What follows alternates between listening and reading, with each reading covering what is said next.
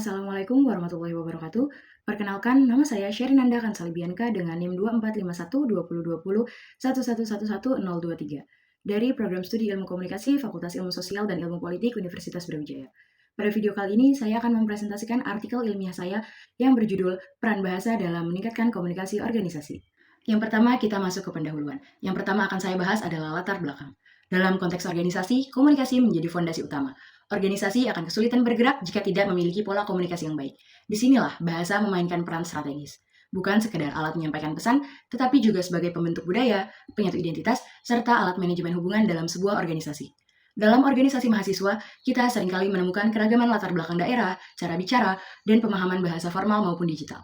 Terlebih di zaman teknologi saat ini, komunikasi tidak hanya dilakukan secara tatap muka, tetapi juga melalui platform-platform digital yang semuanya punya nuansa bahasa yang berbeda. Itulah kenapa penelitian ini menjadi relevan. Penelitian ini diawali dari 5 pertanyaan kunci yang membingkai analisis peran bahasa dalam sebuah organisasi.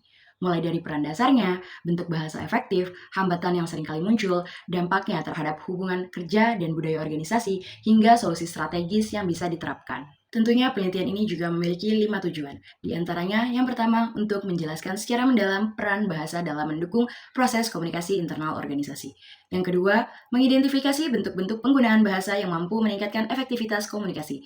Yang ketiga, menganalisis faktor penyebab hambatan komunikasi. Yang keempat, menganalisis pengaruh bahasa terhadap hubungan kerja dan pembentukan budaya organisasi. Dan yang terakhir, untuk merumuskan strategi memaksimalkan peran bahasa dalam komunikasi. Penelitian ini juga memiliki manfaat.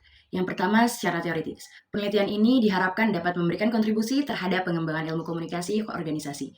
Yang kedua, secara praktis, penelitian ini diharapkan dapat menjadi panduan bagi manajemen organisasi dalam merancang strategi komunikasi. Dan yang ketiga, manfaat secara sosial, penelitian ini diharapkan dapat mendukung terbentuknya lingkungan organisasi yang inklusif dan harmonis. Selanjutnya masuk pada pembahasan tinjauan pustaka. Literatur menunjukkan 2 penelitian terdahulu. Mazei menyoroti bahasa sebagai kendaraan dialog, sedangkan Matlock fokus pada gaya komunikasi pemimpin.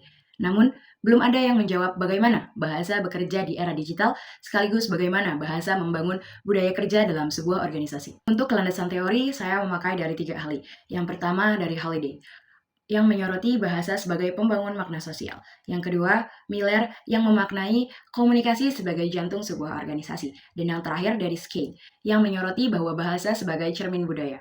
Selanjutnya masuk ke pembahasan metode penelitian. Penelitian ini menggunakan pendekatan kualitatif deskriptif. Data dikumpulkan melalui wawancara mendalam serta observasi langsung dalam kegiatan organisasi. Sebanyak 7 informan dari berbagai posisi, mulai dari menteri hingga staf ahli, dipilih agar mendapat pandangan yang menyeluruh. Selanjutnya mengenai hasil dan pembahasan. Yang pertama yang akan saya bahas yakni mengenai peran bahasa dalam komunikasi internal organisasi. Dari hasil wawancara dengan para informan, kita bisa melihat bahwa bahasa memang memiliki peran yang sangat penting dalam sebuah organisasi. Bahasa dipakai untuk menyampaikan hal-hal mendasar seperti visi, misi, hingga arahan teknis dari seorang atasan ke staf organisasi. Misalnya, ketika rapat, jika bahasa yang dipakai tidak jelas, bisa membuat anggota salah paham dan kerjaan menjadi tidak sesuai. Selain itu, banyak informan yang menyebutkan jika bahasa yang baik bisa memperkuat kerjasama tim. Jika komunikasi yang dilakukan menggunakan kata-kata yang positif, saling menghargai, anggota organisasi jadi merasa dihargai dan mereka lebih semangat untuk kerja bareng. Bahasa juga menjadi jembatan buat menyatukan perbedaan. Anggota organisasi berasal dari berbagai daerah. Penggunaan bahasa Indonesia jadi semacam pemersatu. Jadi, walaupun cara ngomongnya berbeda-beda, tetapi mereka tetap saling mengerti dan nyaman untuk bekerja sama. Ini semua menunjukkan bahwa peran bahasa di organisasi bukan cuma soal ngomong, tetapi juga soal membangun hubungan kerja yang sehat. Yang kedua, mengenai bentuk penggunaan bahasa yang efektif. Jika bicara soal bahasa yang efektif, sebagian besar informan menyebutkan bahwa yang paling penting itu adalah kejelasan. Bahasa harus jelas, tidak muter-muter, dan langsung ke intinya. Apalagi kalau lagi briefing atau ngasih instruksi, itu harus singkat, padat, dan mudah dimengerti. Tapi tidak cuma jelas, bahasa yang dipakai harus sopan dan profesional. Jadi, walaupun kita dekat secara personal, tetap ada batasan saat berkomunikasi dalam konteks organisasi. Jangan sampai pakai kata-kata yang terkesan kasar, menyindir, atau bahkan menyinggung. Menyesuaikan gaya bahasa juga penting. Misalnya, saat berkomunikasi formal seperti rapat atau laporan, kita tetap menggunakan bahasa baku. Tetapi kalau di grup, biasanya pakai gaya bahasa yang lebih santai tapi tetap sopan. Jadi, konteks juga sangat menentukan gaya bahasa kita.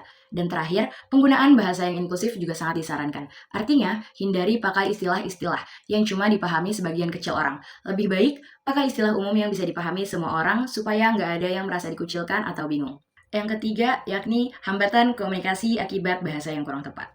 Dari wawancara yang sudah dilakukan, muncul beberapa hambatan komunikasi yang cukup sering terjadi dan semuanya berhubungan dengan penggunaan bahasa.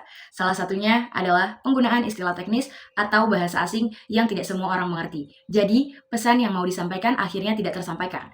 Ada juga gaya komunikasi yang dianggap terlalu berbelit-belit atau bahkan emosional. Misalnya, ada yang ngomongnya terkesan marah atau sinis. Itu juga bisa membuat suasana menjadi tidak nyaman bahkan memicu konflik terjadi. Faktor lain adalah perbedaan dialek atau latar belakang budaya. Misalnya, kata-kata tertentu yang biasa di satu daerah bisa dianggap kurang sopan di daerah lain. Ini bisa bikin salah paham, apalagi kalau tidak segera diklarifikasi. Yang terakhir, ada juga hambatan karena pesan yang disampaikan tidak lengkap atau ambigu, kayak cuma ngasih setengah informasi atau kalimatnya multitafsir. Akibatnya, anggota bingung harus ngapain dan proses kerja pun menjadi terhambat. Yang keempat, mengenai pengaruh bahasa terhadap hubungan kerja dan budaya organisasi. Bahasa yang digunakan dalam sebuah organisasi ternyata punya dampak terhadap hubungan kerja dan budaya organisasi. Banyak informan yang menyebutkan, jika bahasa yang positif dan menghargai itu bisa membuat suasana kerja menjadi lebih nyaman. Orang jadi merasa didengar, dihargai, dan lebih semangat lagi untuk kerja. Sebaliknya, kalau bahasa yang digunakan menyindir, merendahkan, atau bahkan tidak menghargai, itu bisa membuat hubungan antar anggota menjadi renggang. Bahkan, ada kasus di mana satu kata saja bisa bikin satu tim jadi tidak enakan dan akhirnya kerja jadi tidak maksimal. Yang menarik, gaya berkomunikasi seorang pemimpin juga sangat menentukan. Kalau pemimpinnya terbuka dan komunikatif, biasanya anggota jadi ikut terbuka juga. Tapi kalau pemimpinnya tertutup, susah diajak diskusi, akhirnya budaya komunikasi dalam organisasi pun menjadi tertutup. Jadi, bisa kita lihat bahwa bahasa itu tidak cuma soal komunikasi sehari-hari, tetapi juga mencerminkan nilai-nilai organisasi seperti keterbukaan, kerjasama, dan kesetaraan. Yang terakhir, mengenai strategi memaksimalkan peran bahasa dalam komunikasi organisasi. Dari hasil wawancara, ada beberapa strategi yang bisa dilakukan supaya komunikasi lewat bahasa bisa menjadi lebih efektif. Pertama, penting banget buat ngadain pelatihan komunikasi secara rutin. Bisa dalam bentuk workshop atau pelatihan kecil-kecilan. Tujuannya untuk melatih anggota organisasi supaya bisa menyampaikan pesan secara efektif dan sopan. Yang kedua, organisasi sebaiknya punya pedoman komunikasi tertentu. Misalnya, panduan penggunaan bahasa untuk di media sosial atau saat menyampaikan pendapat dalam forum. Jadi ada standarnya dan tidak asal ngomong. Yang ketiga, pemimpin harus menjadi contoh dalam berkomunikasi. Jangan hanya menyuruh anggota sopan, tetapi dirinya sendiri juga harus konsisten memakai bahasa yang positif dan profesional.